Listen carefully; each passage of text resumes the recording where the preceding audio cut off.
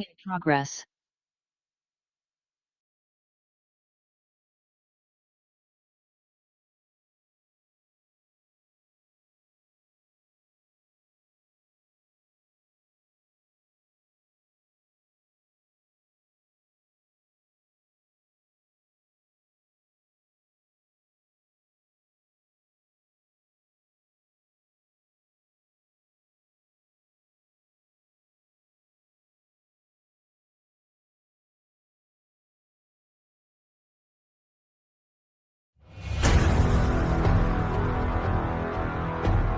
Gazing upon our world from a distance, it appears peaceful and calm.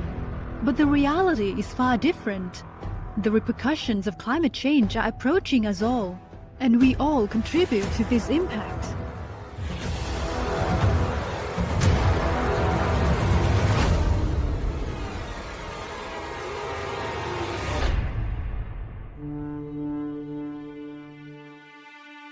By 2050, projections indicate that over 3 billion people will reside in various urban centers in the Asia-Pacific region alone.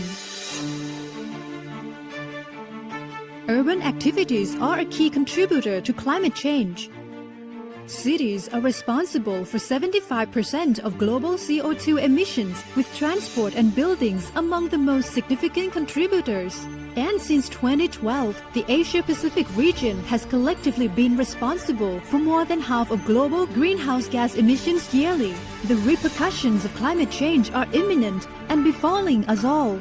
Several Asian countries are among the top 10 countries most affected by climate change, with the Philippines ranked the 4th, India ranked the 7th, and Thailand ranked the 9th. It's time to act, and we have a joint responsibility to address climate change through urban development planning and design guided by climate data. That's where Urban Act comes in.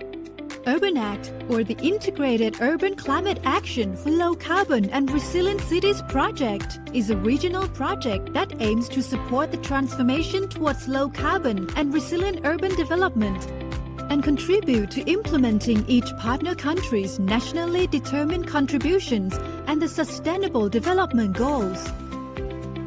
Funded by the International Climate Initiative, or ICI, commissioned by the German Federal Ministry of Economic Affairs and Climate Action, or BMWK, Urban Act is implemented in 5 partner countries: China, India, Indonesia, the Philippines, and Thailand, with a duration spanning 5 years from 2022 to 2027. We aim to achieve 4 critical outputs. These outputs include improving the institutional environment for climate-sensitive urban development, using evidence-based, inclusive, climate-sensitive, spatial and urban planning, identifying project concepts for urban climate action investment, and enhancing knowledge through regional networking, exchange, and learning. Our collaborative partnership comprises the Deutsche Gesellschaft für internationale Zusammenarbeit GmbH, or GIZ, as a project leader, and the international partners consisting of the United Nations Economic and Social Commission for Asia and the Pacific, or ESCAP, United Cities and Local Governments Asia Pacific, or UCLG ASPAC, the University of Stuttgart, and TU Dortmund University, and national partners in each of the project countries. To promote and showcase a sustainable integration of climate change into urban development, Urban Act implements its support in 14 pilot cities across the 5 countries, recognizing the unique context of the partner countries and aiming to improve the country's specific policies and regulatory frameworks. Furthermore, we engage in joint operations with the Indonesia-Malaysia-Thailand Growth Triangle, or IMTGT, implementing initiatives in 6 cities within the IMTGT sub-region. We are all standing on the edge, and every decision and action we take today will shape our future for generations to come. It is not just a choice, it's a collective responsibility that falls on each of our shoulders. It's time for us to unite and journey towards low-carbon, resilient urban development. Join us in the Urban Act, Joint Action for Climate-Friendly and Resilient Cities. We are stronger if we are together.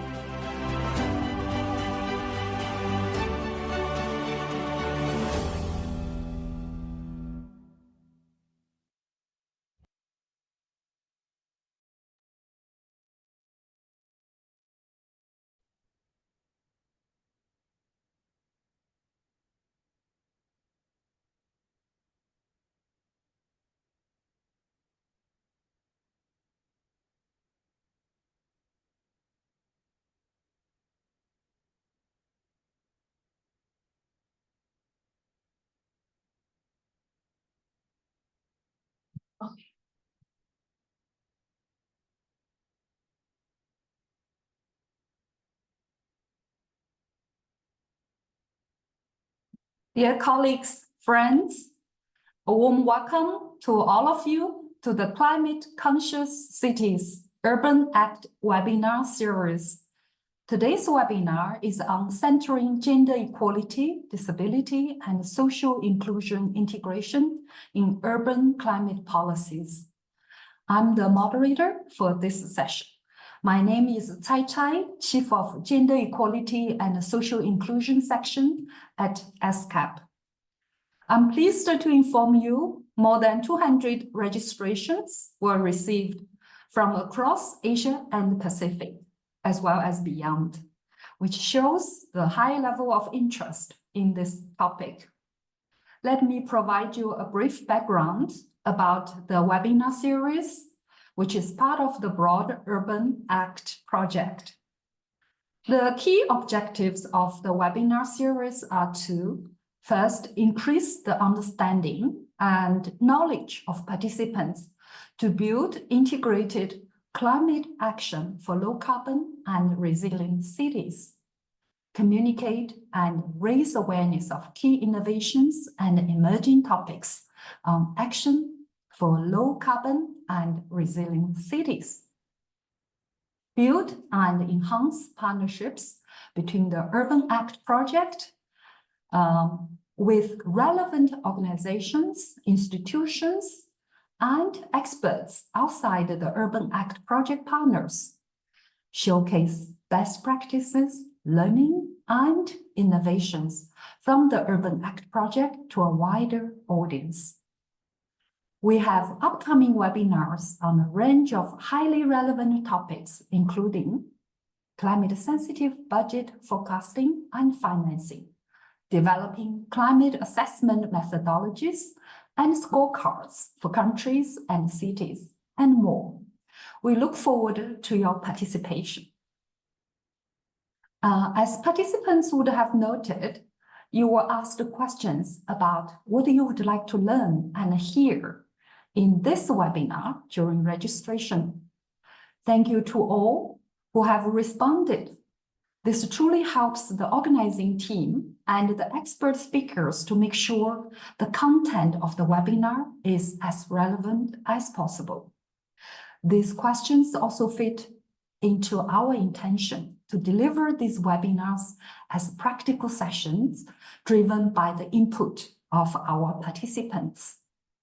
The webinars will be held on the last Wednesday of every month, as many of you have already known, except in November and December, when they will be held earlier in the month.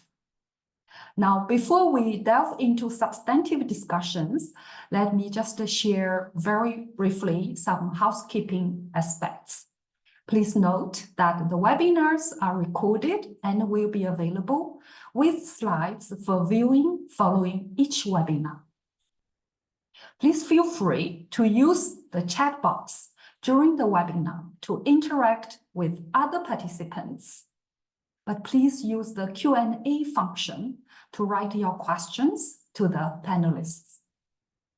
Also, certificates of participation is available by filling the survey feedback form.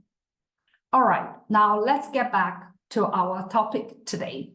In this session, we will explore how cities and local governments actively support the diverse groups of people in their climate action plans, investments, and governance systems.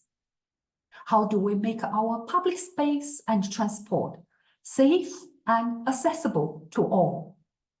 How do we engage community and diverse stakeholders, including women and girls, persons with disabilities, as well as other vulnerable groups in the city planning process to ensure no one is left behind?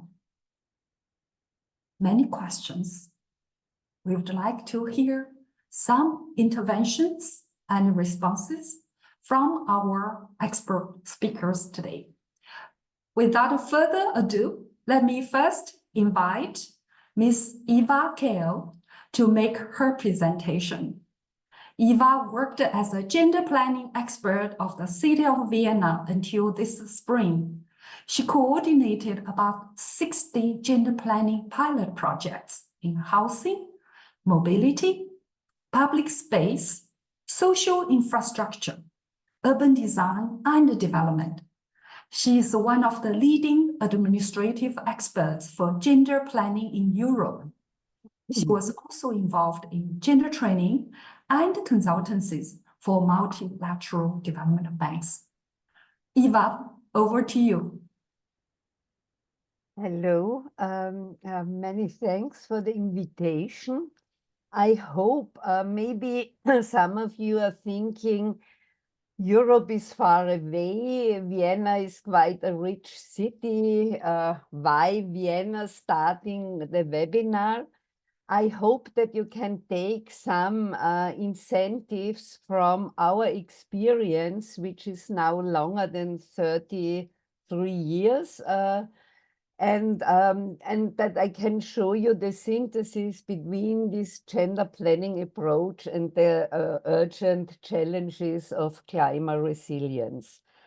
There is a strong relationship between urban structures, mobility, and the quality of everyday life.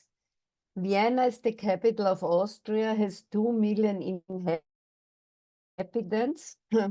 And of course, we are quite, as I worked very long within a city administration, so this is more about experience, about a hands-on strategy, so that we really started with very pilot projects on different issues. And of course, we have also implemented this gender perspective on the strategic level. But what I want to focus today is on this real practical work on the local level. Vienna has also involved, next slide, please.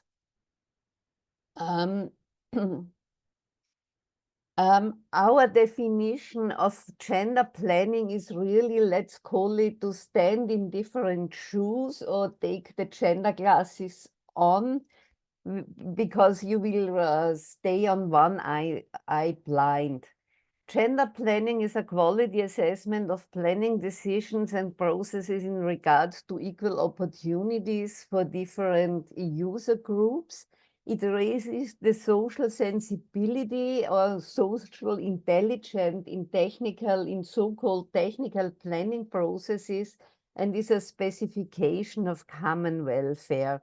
Because also within common welfare, there are different and sometimes even conflicting interests, and you have to be quite aware of this. And you can argue this on both levels, on the fairness level, so there are competing interests, or so the balance in the allocation and prioritization of measurements and financial means, so like a cultural or political attitude, but you can even argue it on the efficiency level, because if you know more and be more differentiated on the customer interests, you can better answer their means. And this is the experience also in Vienna. A better knowledge of different interests leads to a clearer decision making. Next slide. In Vienna, we have also concentrated on parks, about gender sensitive park design with 6 pilot projects realizing that the needs of girls are very often overseen in playground and sport facility design. We strengthen the importance of green areas in urban development context. This was really quite hard in the beginning to give them really the efficient weight.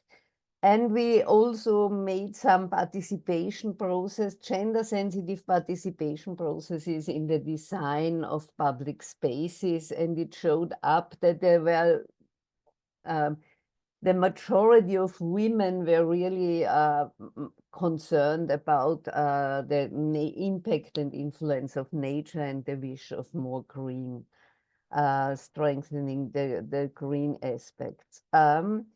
But I want to concentrate on mobility issues. What we did is a pilot district in a central district of Vienna. And it was a 4-year process where we involved the different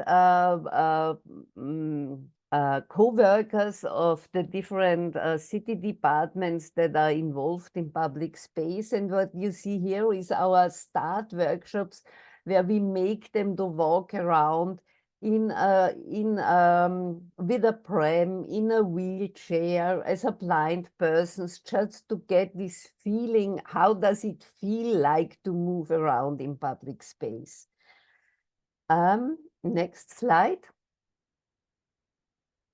There are many, the outcome of these 4 years, so we really encourage the civil servants to make proposals that there should be a clear focus on different pedestrian, on the different pedestrian groups, and the outcome was quite convincing about broader sidewalks, barrier freeness, as there are quite many stairs, as this is a hilly district. So the solution was just to split the sidewalk, for example, because there is a main entrance, so you couldn't change the whole level.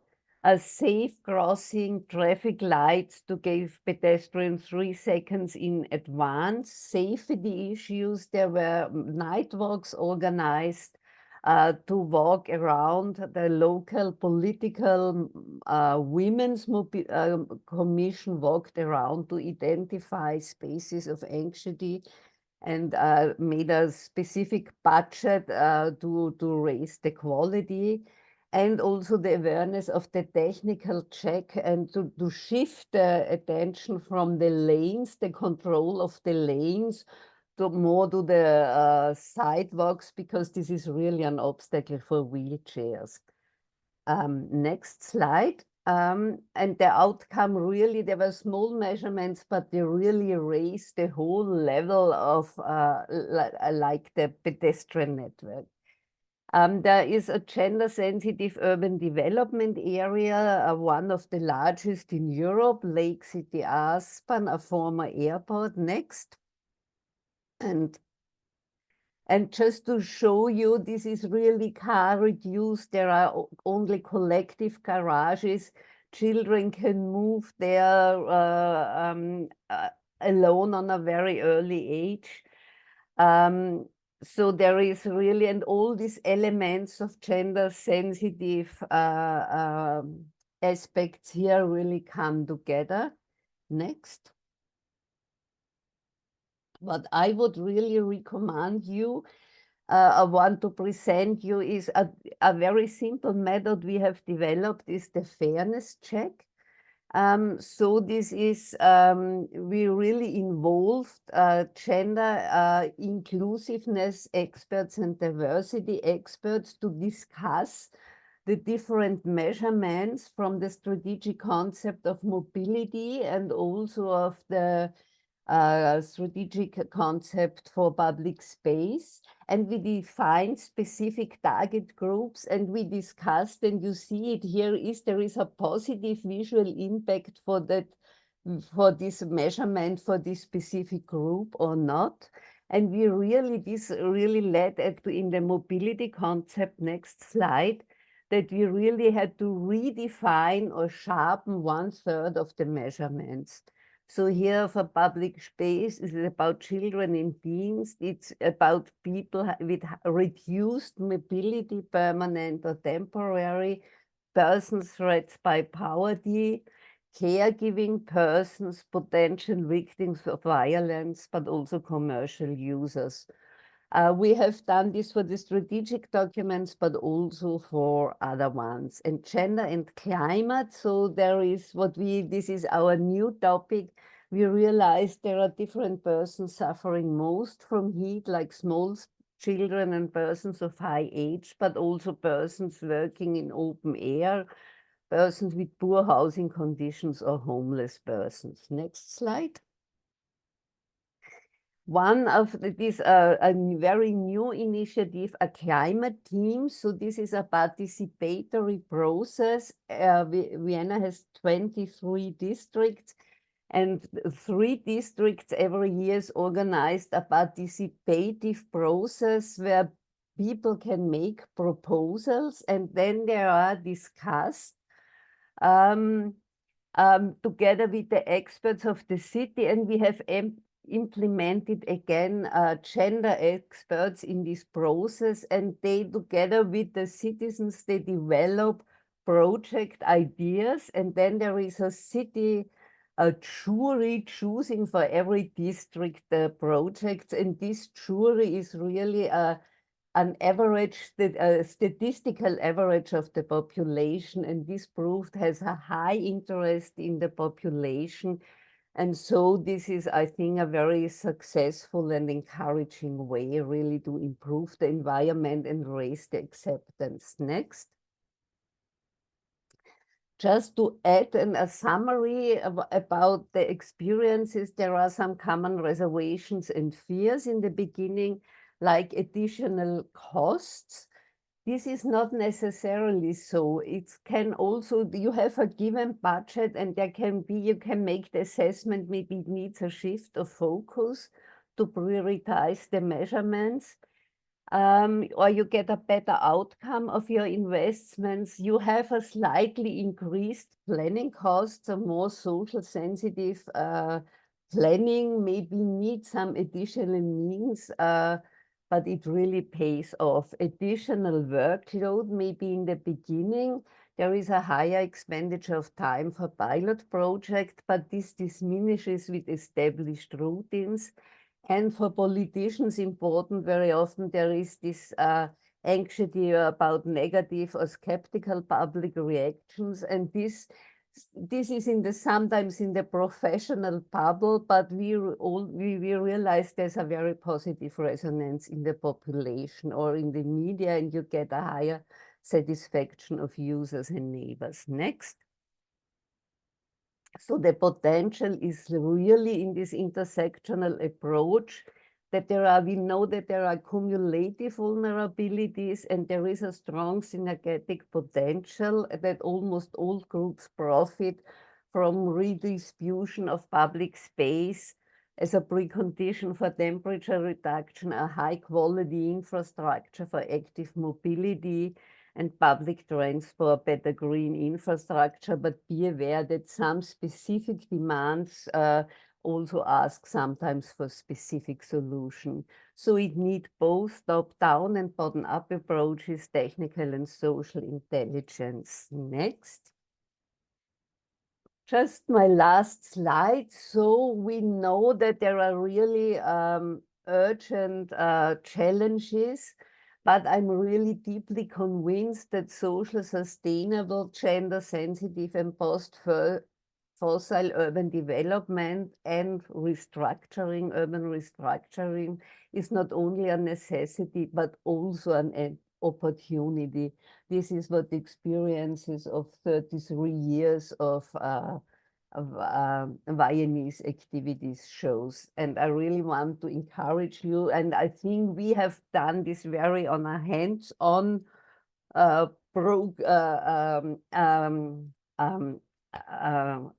hands-on activities, but I am really impressed by the Urban Act strategy that you're really with your recommendations, that you really want to start and implement this in the program from the beginning. And I think this is a huge challenge, and I'm really impressed about this gender equity, disability and social sustainability strategy you will hear of later. And I wish you good success for your program and your ambitions. Thank you. Thank you very much, Eva, for your comprehensive presentation. It's lovely to see the pictures from Vienna and shows how the city involves the citizens as well as inclusive design experts to ensure fairness, inclusiveness, and also address the diverse needs of different groups of people, women, children, elderly, persons with disabilities. And you emphasize the importance of top-down and bottom-up approach in making it work. I'm sure there are lots of questions for you. Please stay with us, and we will open up questions to the participants after all presentations. Thank you, Eva. Next, I'd like to invite Ms. Shri Sophian.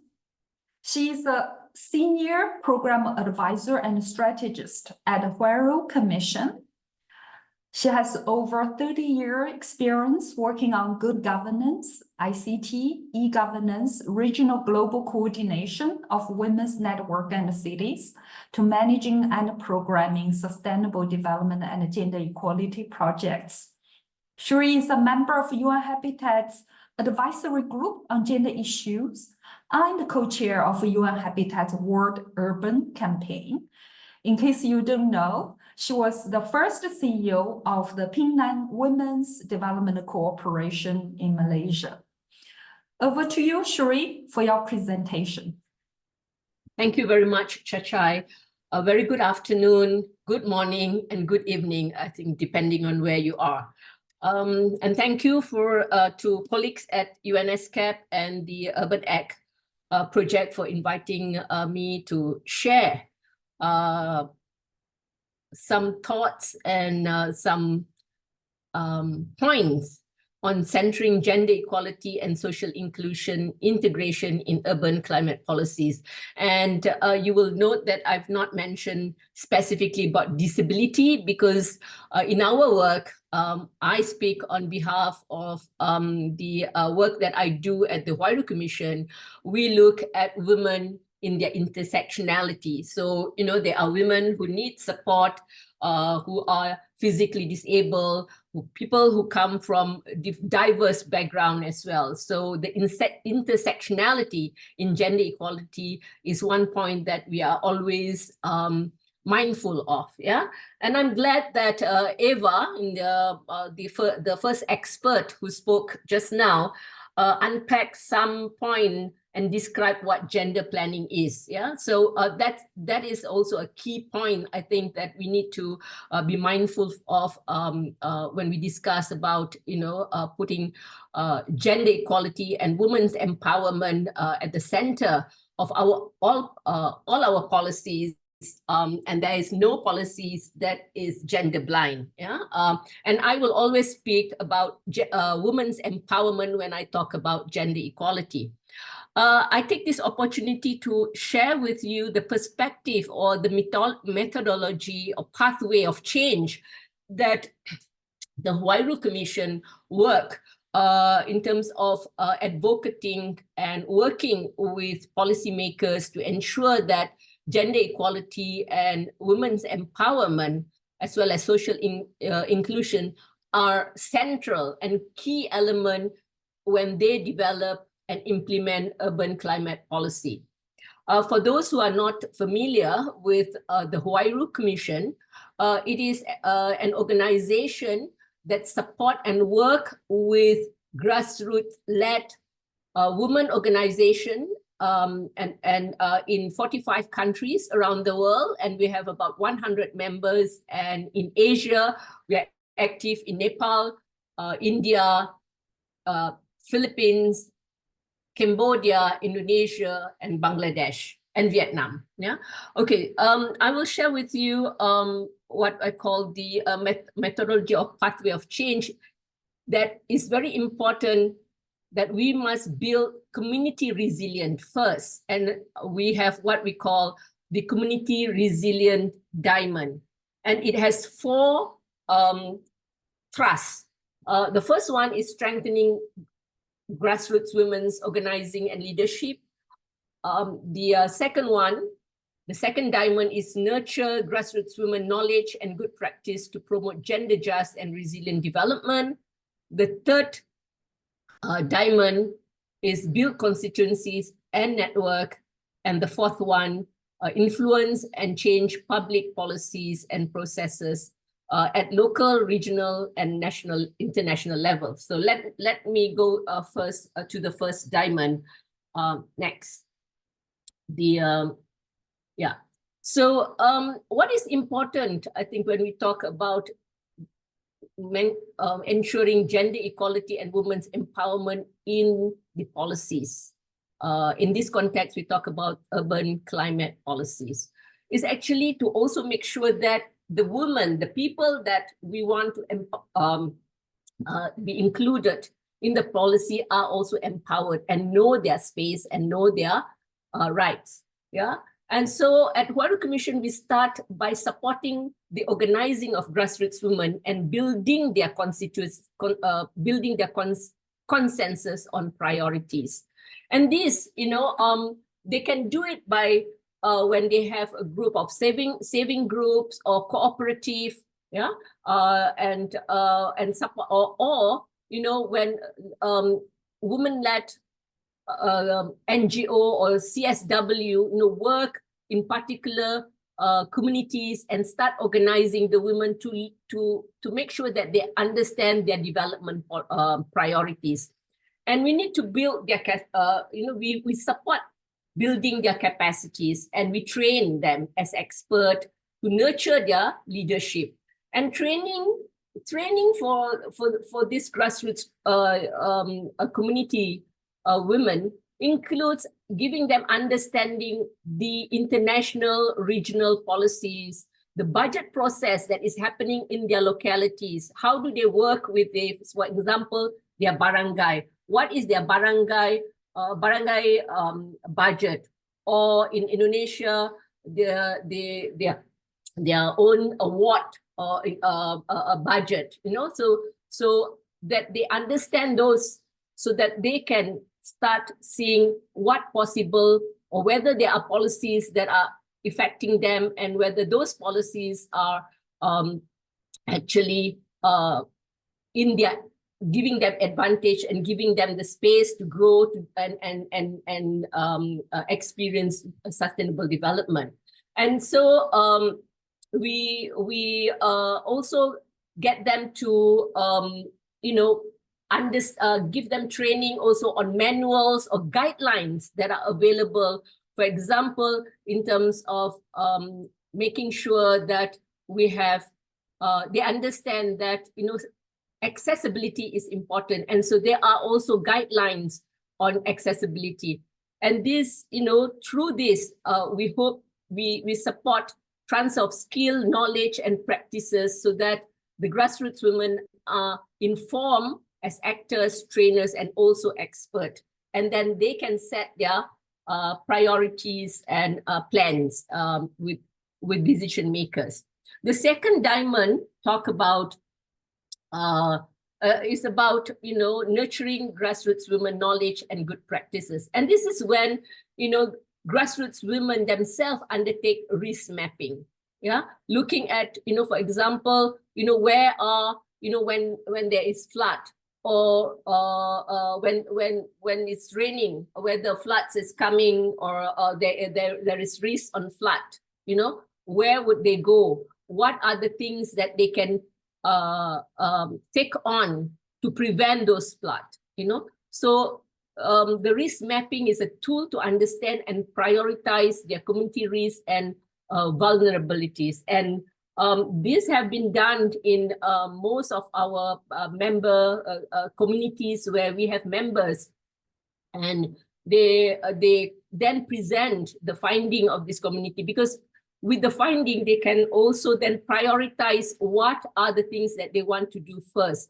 And this risk mapping can also be used, for example, where just now Eva talked about, mobility and accessibility. And the risk mapping can also be used for that kind of ensuring there is, accessibility for those who need support in terms of movement, and ensuring mobility, and that we can, have more pedestrian-friendly and safe places, for example. Yeah, and the grassroots group then disseminate information on this risk and the risk reducing action, so that they build alliances, they work together with other groups, and they also inform the rest of the community. So not only the women, but also the family understand this, and so that they can come together and make this a priority and present it, to the authorities.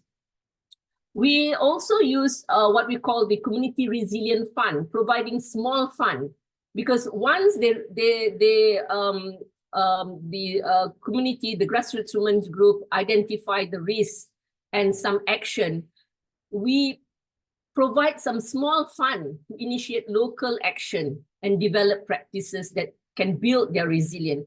For example, they come up with composting, yeah, and they come up with small gardens, vegetable gardens around their house, around or in Nepal they started it with rooftop gardening, because this is linking with the risk of food insecurity during the drought, during season where they can't get all those supplies easily, for example, and also using compost, to help make sure that the quality of their produce better than using the commercial fertilizer, which is actually not good for their health.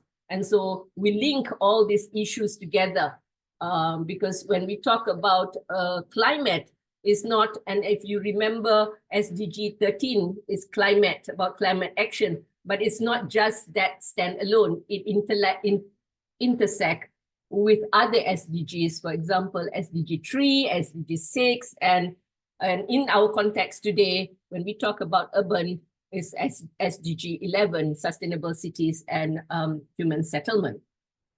Now we need to also use the opportunity to support grassroots group to that they lead training and also have peer exchange. It's not just the professional who need to have peer exchange and learning from each other, but grassroots women and grassroots leaders also need them. Yeah. So the third one, the third diamond, is on building building constituencies and network.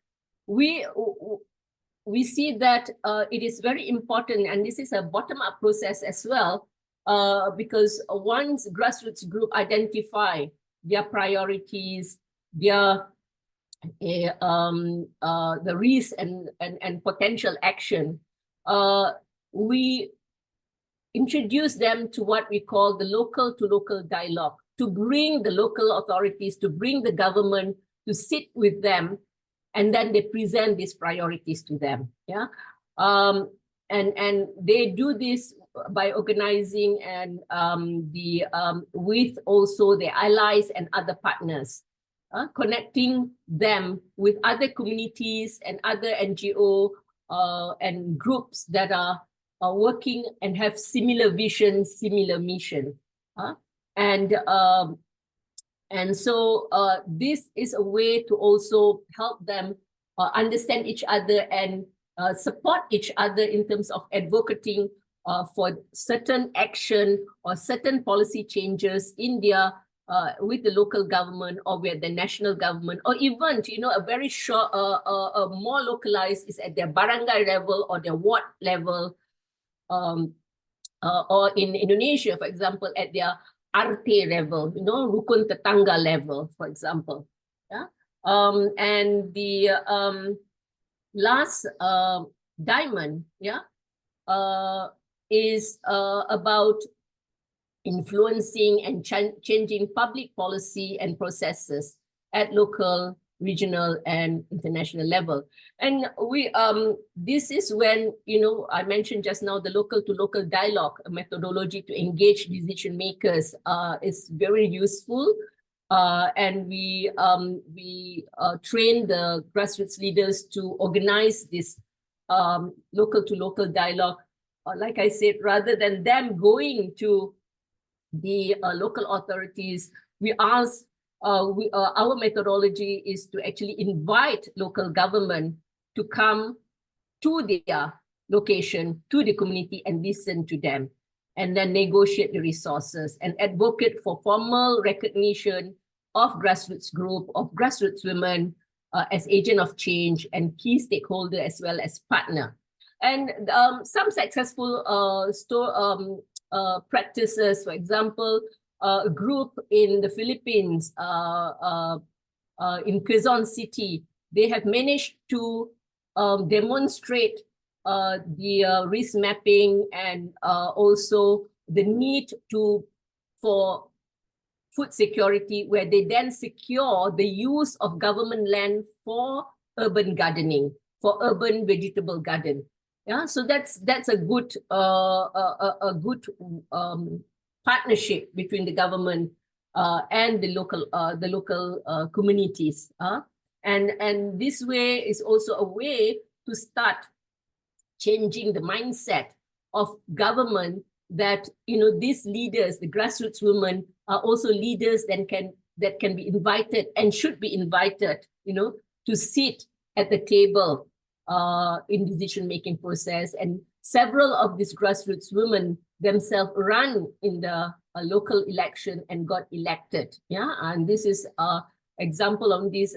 We have many groups in Nepal that run that have candidates that ran in the election, and one of their leaders actually now sits in the parliament. And through that, they bring possible changes, influencing policies at local and also national level. Yeah, and so this is a different methodology than or different pathway to change and to ensure that the urban climate policies are gender sensitive, include gender equality, women's empowerment element, and also social inclusion. These are key to actually making sure that the urban climate policies, look and include all the people who live in their country, in their cities. Yeah, so some recommendation is actually to support the organizing of any representation of constituencies. And this context, when we talk about gender equality and social inclusion, women, grassroots, older person, because this is also very important now, yeah, older persons group, yeah.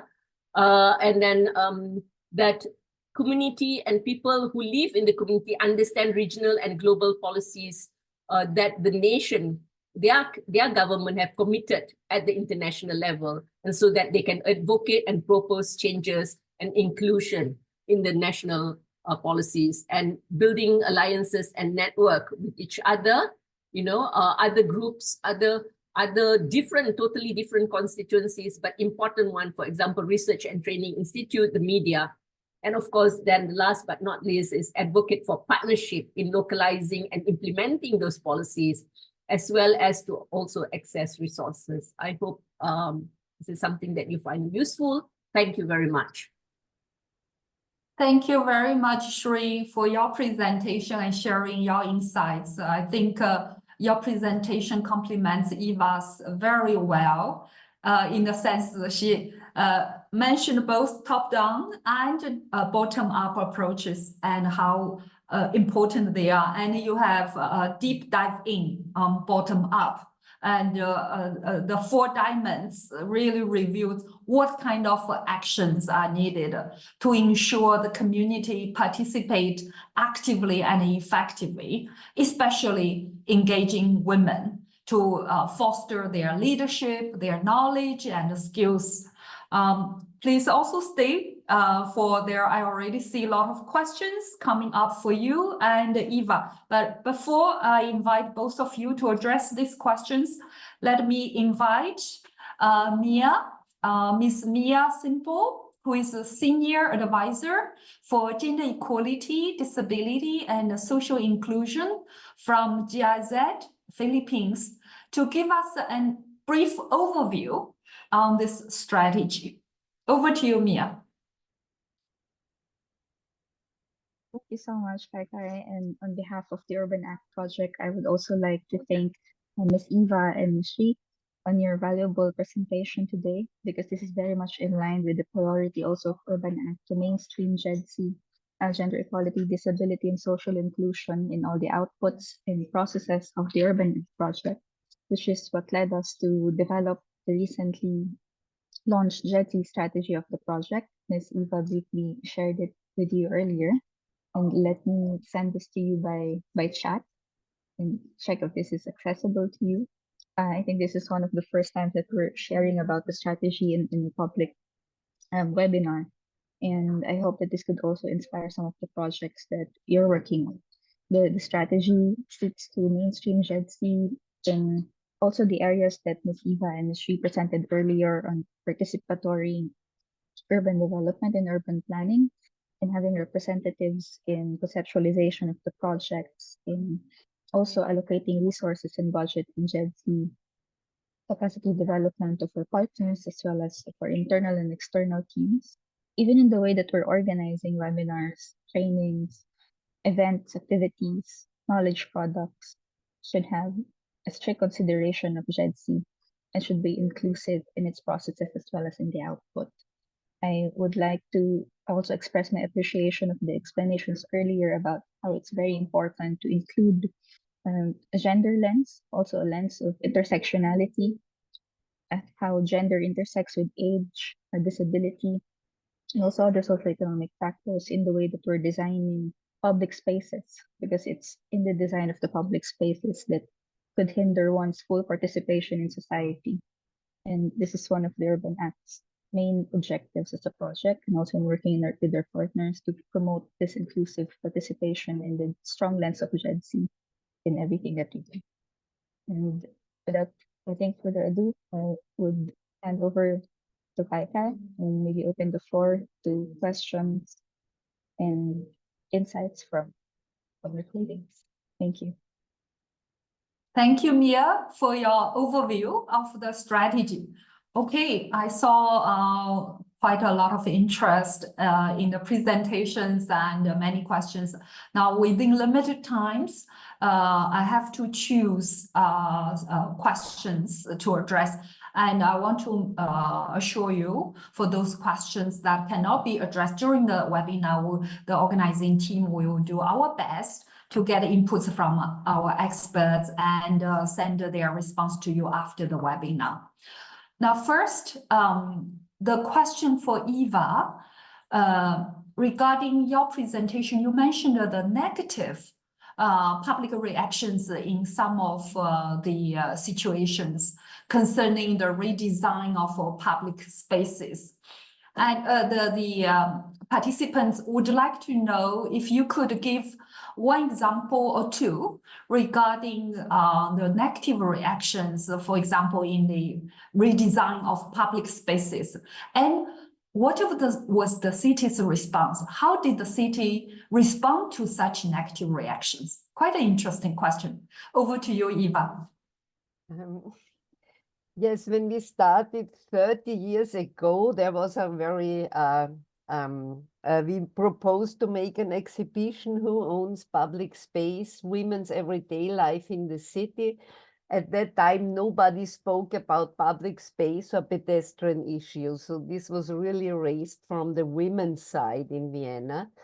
And the reaction of a male colleague, the written reaction was, if this exhibition comes, we will ask, we have to realize the exhibition, the dog or the bird in the city.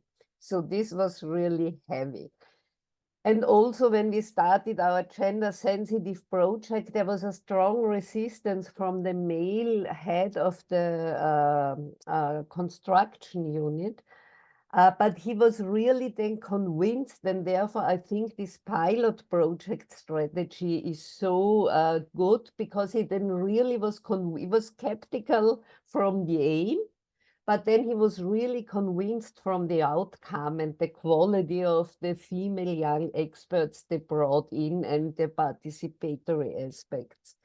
And sometimes nowadays it's just this still ignoring. You say something in a jury, for example, and it's just friendly ignored. So yeah, like this invisibility. And for the to react, sometimes there are sometimes these conflicts, for example, even for barrier freeness. So you really have for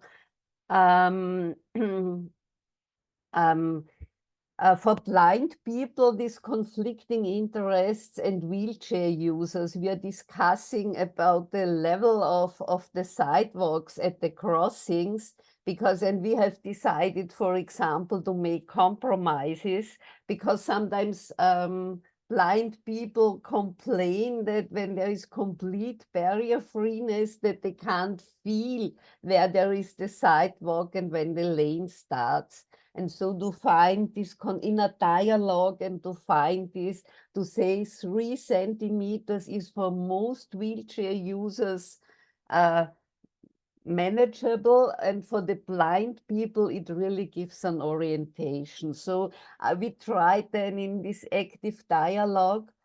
And sometimes if people are complaining and say cars are more important, and no needs for trees, no needs for sitting facilities, our parking cars in the streets are most important, and very often this comes, then you just really have to take a clear attitude and just decide.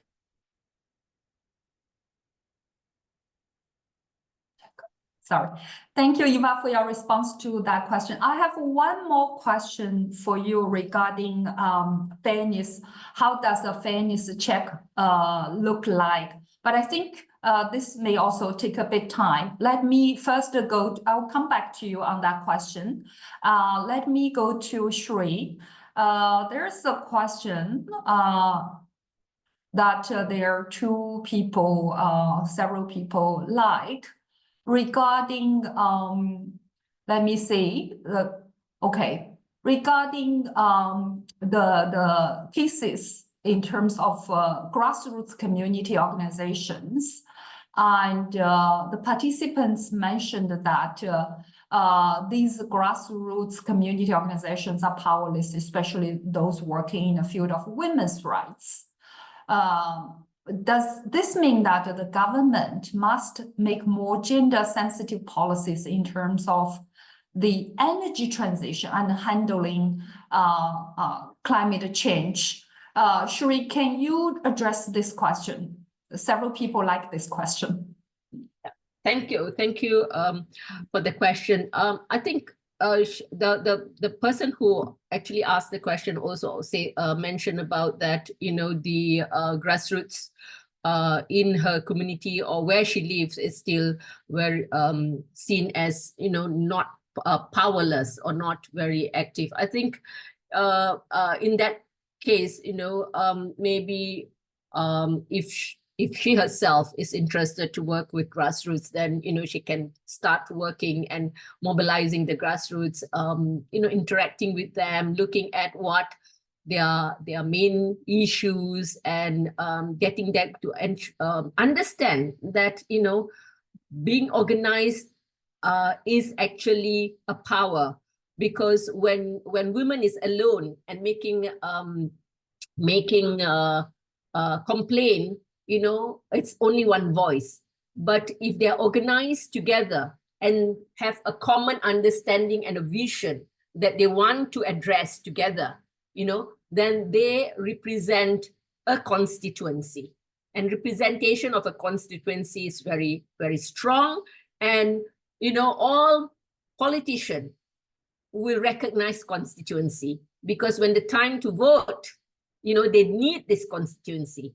They don't rely on one person, they rely on a group of people. And the women constituency, when they advocate something together and they organize themselves together, is a strong one. And so that has been, you know, a way to also convince women, especially, you know, at all levels, to actually come together and agree on specific development issues that they want to be addressed in their localities. So that, I think, you know, I hope I answer or give them an idea on how to do that, yeah, on how to organize and how to bring together people. I don't have a specific answer that she asked about framework for measuring gender equality and diversity and social inclusion in terms of implementing energy transition. I'm sorry about that, but you know, you could use some kind of, develop some kind of, you know, gender markers, yeah. And if you look at the proposed gender markers in terms of gender manual and gender equality manual, I think you can take some of the markers and then adapt it for looking at assessing energy transition, and also what kind of energy transition you know, you are looking at. So that is I think, you know, Chai, just let me answer one of the questions also on the Q&A about, you know, how to sustain how to, you know, how to make local community groups initiative legally binding and bring local stakeholders from local government, take it to implementation.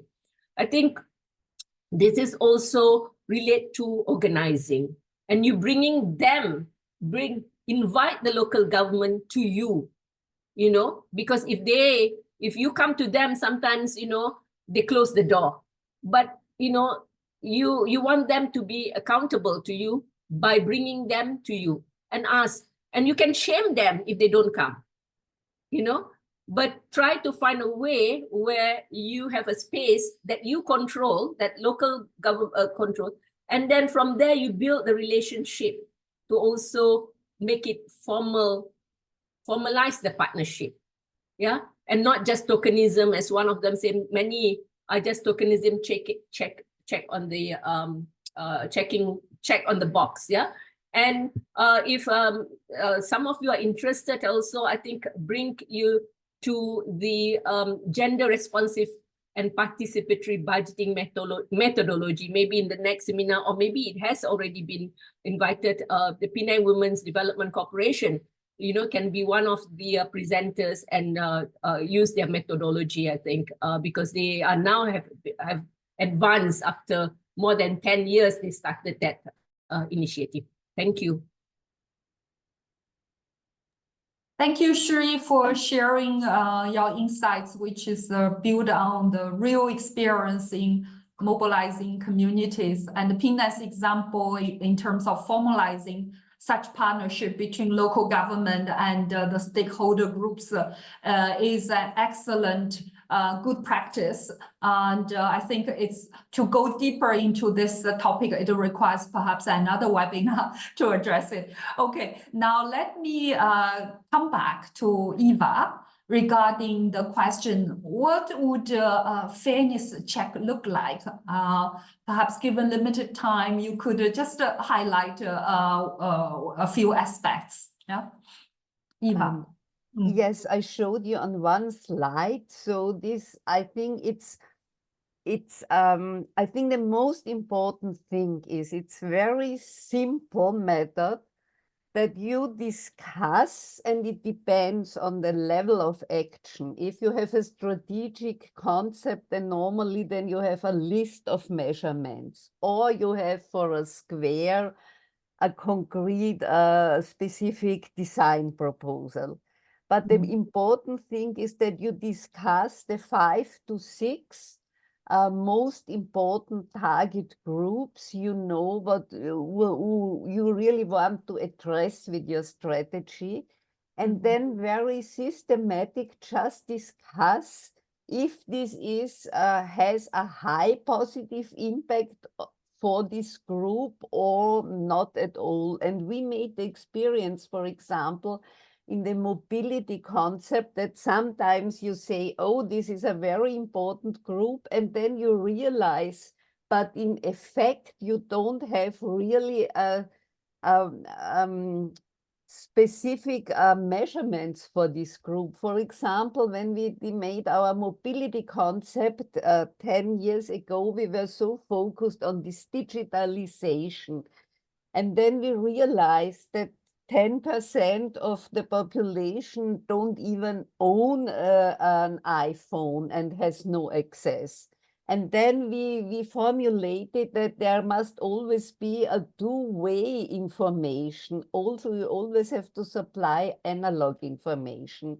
And without this check, we would have forgotten about that. So it's just a structured mean, and it doesn't cost money, it just costs your time and your readiness really to self-question or a kind of self-assessment, and it helps to do this in a very structured way. And I think this is really important. But we also have done another method is for our climate concept, that we defined personas. So we imagine different people with different backgrounds of age, cultural background, economic situation, and how their everyday life is.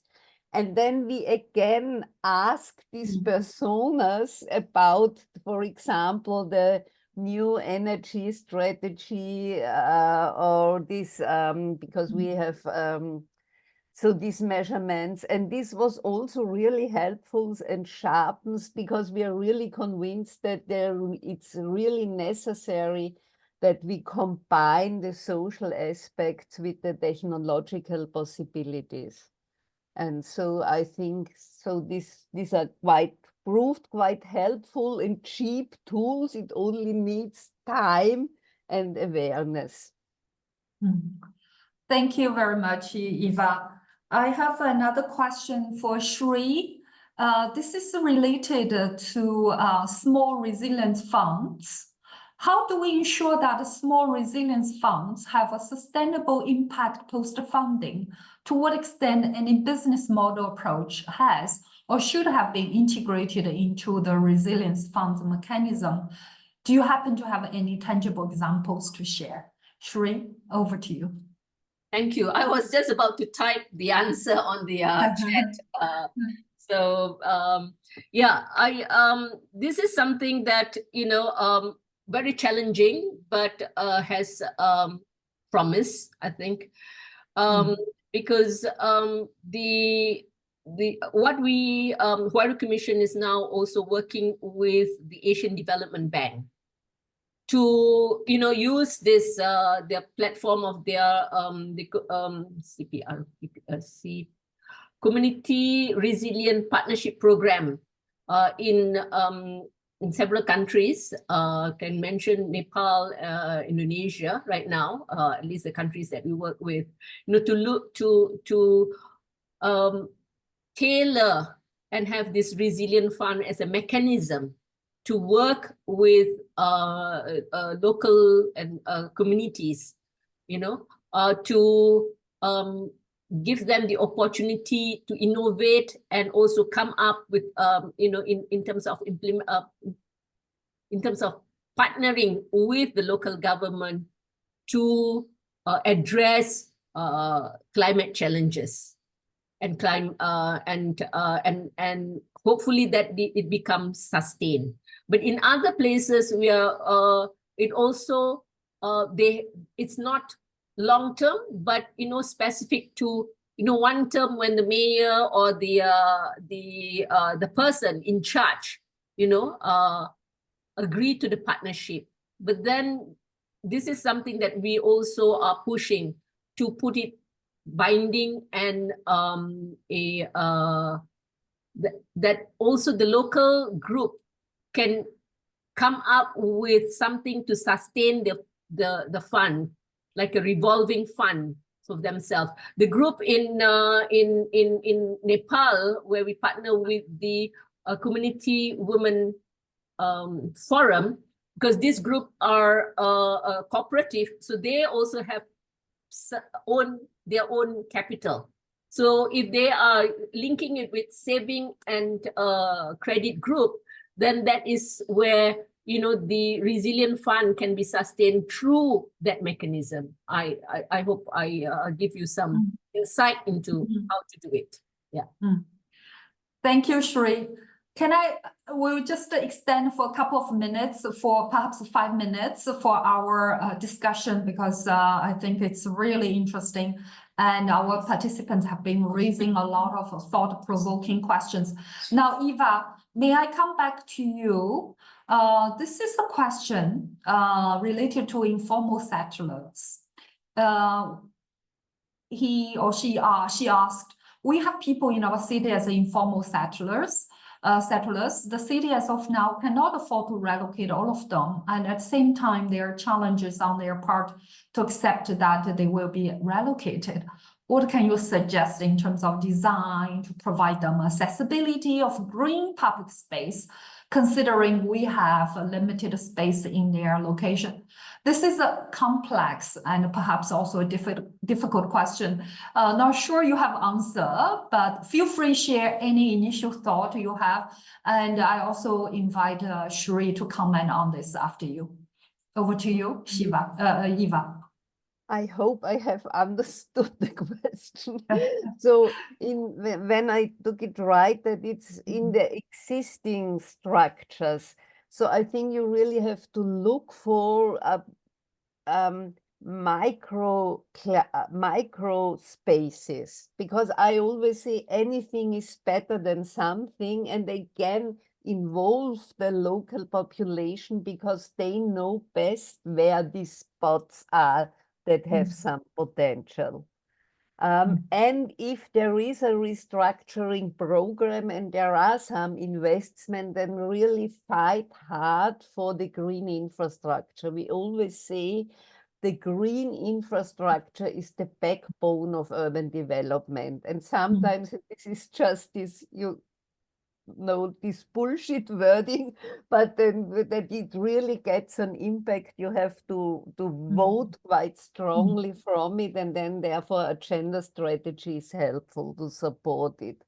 I just want to give one example, one anecdote. I was involved in a gender training from the European Investment Bank, and they told us that in Morocco there was the situation that villages had to be replaced due to a new urban development project. And they first had an assembly where the men were talking, and it was not really an outcome. There were conflicting interests and peacocking, and then they decided to invite just only the women. And they said, and they were really tough bank managers, they said, we were really impressed how fruitful and productive this meeting was, because the women, they know exactly what they wanted, and they really start hard bargaining and take the best out of it. And they said this was really a they remembered how constructive this was. And so I think sometimes it would really be helpful, as it was already mentioned, to really give women the space, because they really know best. They're the experts of their daily life needs, and also they are very clear in identifying potentials, even the small potentials and facilities. to develop. And so I think this is always a very pragmatic approach and very productive. Thank you, Eva, for sharing your insights. I'd also like Shri to address this question. It's a difficult question, but because another question we received in before the webinar is also related to informal settlements, I feel it's perhaps necessary to give some attention to the issue. You can extend a bit because that pre-question was indeed targeted, directed to you regarding the strategy applied to transportation, evacuation, resettlement, and how to make sure to support most vulnerable group, including those in informal settlements. So any insights you can share in a couple of minutes would be appreciated, Shri. I agree with what Eva said, and this is also what at Huaru Commission we practice, is to give women safe space to speak their mind, to talk about their priorities and all that. And because you know, it is very important to recognize this and not just engage them you know, together with men, because sometimes they are not used to, you know, talking in public, speaking in public. And among women themselves also, we need to you know, encourage them to speak out, you know, give them example, you know, and so that is you know, a very basic, I think, you know, first step to encourage women and to support women, not only encourage, but to actually support them to speak up their mind, to bring up because women are actually, like what Eva says, you know, knows everything around them. They're the eyes, the ears, you know, of the community, of the people that they live with. Yeah. And in terms of, you know, addressing informality and also post-disaster or post-climate challenge and all that, this is also, you know, like with us, you know, we're having the risk mapping and knowing what are the target, who are the target group, you know. Eva mentioned about knowing your target group, and knowing your target group when you do with the risk mapping, you know what are the risks and who are the most vulnerable or the most impacted, you know. And so with this, you come up with a different action, the different programming, yeah. And even you know, this this may not be related directly to climate, but during COVID, for example, it's women who are mobilizing first, you know, making sure that their neighbors eat and have something to eat, to make eat and have something, you know, and coming up with a mask, you know, before the production of the mask is available at a reasonable price, for example. Similarly, during post-disaster or in terms of climate challenges, you know, they are the one who mobilize with, you know, common kitchen and things like that. So asking them, making them speak, you know, giving them safe space and recognizing that they have potential and they are also leaders, is important, and bring them to the table and not just leave them as menu. Thank you very much. Thank you, Shri, for your insights and recommendations. So finally, Eva, there was also a webinar question for you, which says, we know Vienna is well-resourced. What should cities with less resources do first? Could you address this question in 1 or 2 minutes, Max? I think I tried already to give the answer. So I think it's really then take on the gender classes and discuss it in your frame. What are the most urgent measurements, and discuss it from a gender point of view. but then also ask maybe the prioritization must change from a gender point of view, because even in a rich city like in Vienna, there are more demands than possibilities to answer for the city. And just one sentence to what Rish said, I think it's really involve women and try to find within your system the expert that are able to translate between social aims into a technical language. It's really like a translation work, because then the mainstream system can start to discuss it in their when there are these technical parameters and retranslate it so it works in both directions. And I think this is also important, and gender planning experts very often are quite helpful in this regard. Thank you. Thank you very much, Eva. I saw Shree's hand up. Okay, less than 1 minute. 1 minute, Shree. Yes, Chacha, I think one point is, to work with the academician and make sure that, gender lens and the understanding of gender equality is not a subject by itself, but integrated in the all courses, as a, understanding a requirement to understand the work as we work on development, sustainable development. Thank you. Thank you, Shree, for that final thought. Indeed, no cities has limited wealth and resources. Everybody works within the confines and restraints of budgets. It's a matter of priority. It's a matter of partnerships to mobilize resources from the government, public sector, as well as private sector.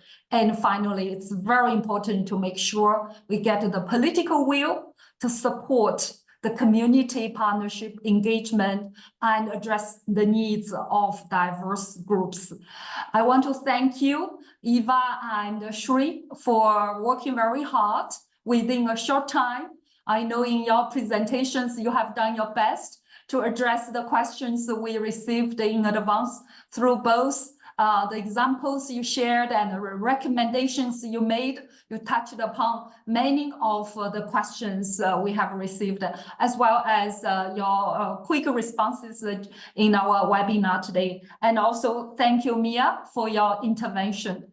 So our deep appreciation to all speakers today, as well as to our participants for your active engagement both before the webinar and during the session today.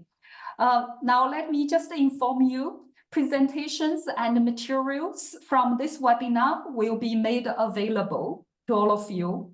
Invitation to next webinar, Wednesday, 26 June, will be issued soon.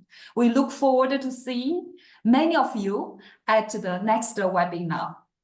I want to mention again, this webinar is part of the Urban Act project, and the webinar series is a key way to improve our knowledge built within the project and between external audiences. Finally, please fill out the survey that you can scan on the screen, and you will receive in the chat link via email following the event. If you wish to receive the certificate of participation showing your attendance today, please answer the 5 questions about the content of this webinar at the end of the survey, which is section 6.